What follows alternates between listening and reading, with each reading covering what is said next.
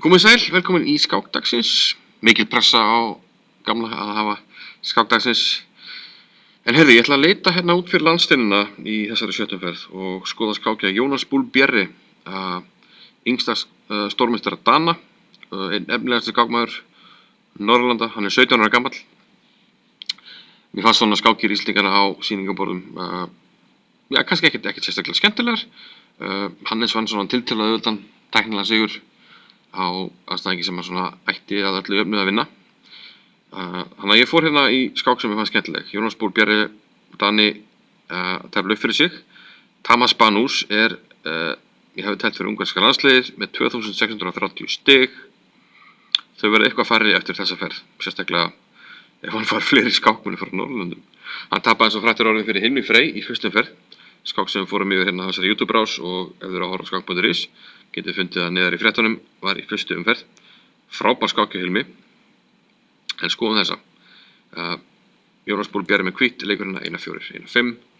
Fáum hérna Petrov, sem við kallar Russian Game. Bæði við líði, má segja bæði. Allt saman þekkt hérna. Og margir sem tefla svart eða vilja tefla solid, vilja bara hafa vaðið fyrir neðan sig og má segja tefla og jafntefli stundum, en auðvitað getur svartur unni líka. En mér finnst þessi skák sýnir svolítið svona hvaða nútíma skák er erfið á þessu stigi. Og það sem ég á við er að Jónas, hann teflir þessa skák og byrjunina mjög hratt hérna. Hann er með mjög mikið tíma á klukkunni og þetta er allt saman þekkt. Hrókur B1 setur hérna pressu á peðið, og þetta er D7 hjá Banús og H3. Biskup Hannes 5. Já, við svo kannski minnast á það. Hrókur B7 strandar á líklegast á þetta er B6 og hrókurinn kannski á erfitt með að komast út, og hóttum bara að fara hérna á unna skiptamennin. Þannig að H3, biskupinn hörvar, kemur hrókur B5. Pressa hér. Erum við ennþá með pressuna hér, þótt að geta mín tekið, þannig að það er svona tvöföld pressa. Þetta er B6 og þessi leikur C4. Og þetta er allt saman þekkt, þannig að þessi var leikið mjög hratt hjá hérna Jónasi, og enda með mikið tíma á klukkunni. Þetta er bara C4. Og þetta er einfaldlega bara ekki góð leikur. Eini leikurinn fyrir svartan er að drepa hérna F3. Og hérna sjáum við ungverskan landsliðsmann bara klikka á teorinni í 15. leik í nokkuð þekktri stöðu. Og þetta er það sem er svo erfitt. Það er svona, yngri skákmenn eru rosalega góðir í að leggja minnið, að kunna teorina. Og hérna sýnir mér bara að svartur sé að tefla eftir hrókur D5, stöðu sem er mjög erfið, jafnvel töpuð. En Jónas kann upp á 10. Lítur út fyrir að svartur sé að vinna liðina, biskup H3 skák. Og Banús leik því. Kannski hefur hann ekki þekkt þessa stöðu nógu vel. Og lítur út fyrir að eftir kongur H2 þá vinnir svartur hérna skiptaminn, drepi hérna D5. Og þá skipta minn yfir. En hvítur á þennan skemmtilega leik riddari drepi H2. Og þá allt í hennu er komin með árás hér.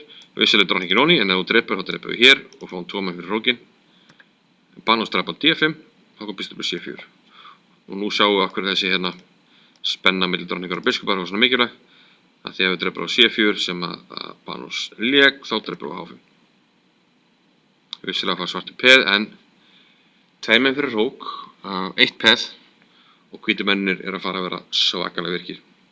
Dronning C4, riddar H4, þessi riddar allar á F5.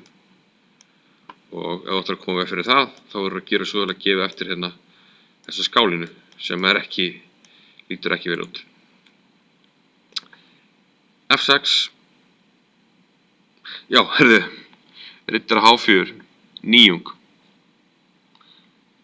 Leikurinn A3 hafði telst áður, og það var í skák Seaman Dvoris og Vladimirov sem að Seaman vann. Ég veit ekki hvort hann er sjómaður eða eitthvað annað, rætti ykkur þýðingun á því. Riddar Hannes 4, nýjung, og lítur út fyrir að stakk nýjung. Eins og ég segi, ef G6 þá náttúrulega er þessi skálina algjör katastrófa eins og frættur orðið. Þetta er katastrófur orð sem að hérna margir svona austanlega skákmenn nota slæmastöður, katastrófa. Þannig að F6 er hérna að stoppa upp í þessari löngu skálinu, riddar hefur samt á F5. Hrókur F8, dronning F3. Og sjáum að hvítur er tilbúin að gefa þetta peð með þessi A2.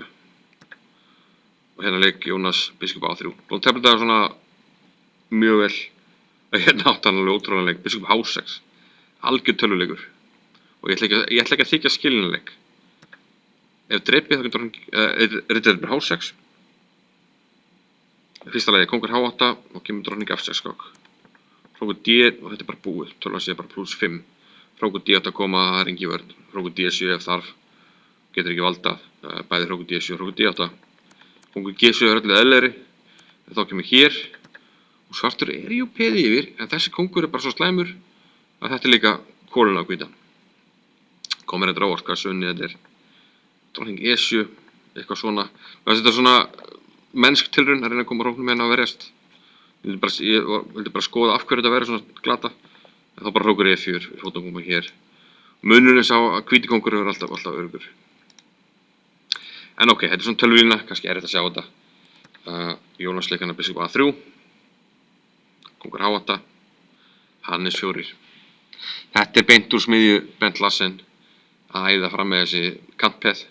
Það var mikið fyrir þetta og í seinni tíð þá hafa menn kannski aðeins var að gefa þessu meiri gaum í kjölfarið á því að AlphaZero og þessi forrit fóru hérna að henda þessum kantpeðum fram í auknum mæli.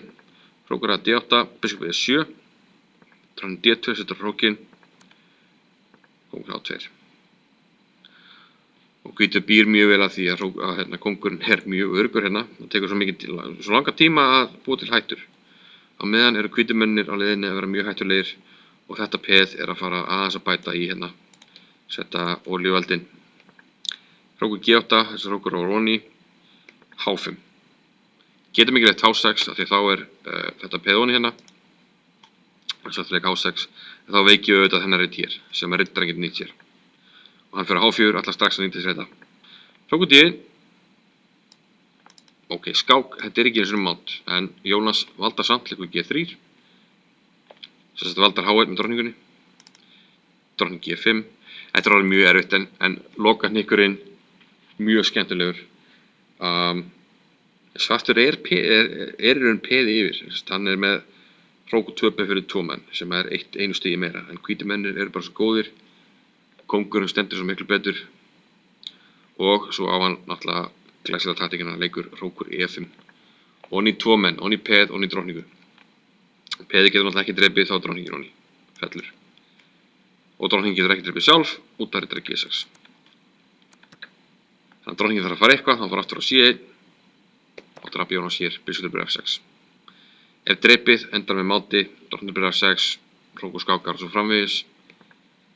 Þannig að banánserendi hérna hrókur E1, þetta drap Jónas og leik drottning F4, glæsilegur lokaleikur. Hótar einfaldlega drottning H6 og það er mjög lítið við því að gera.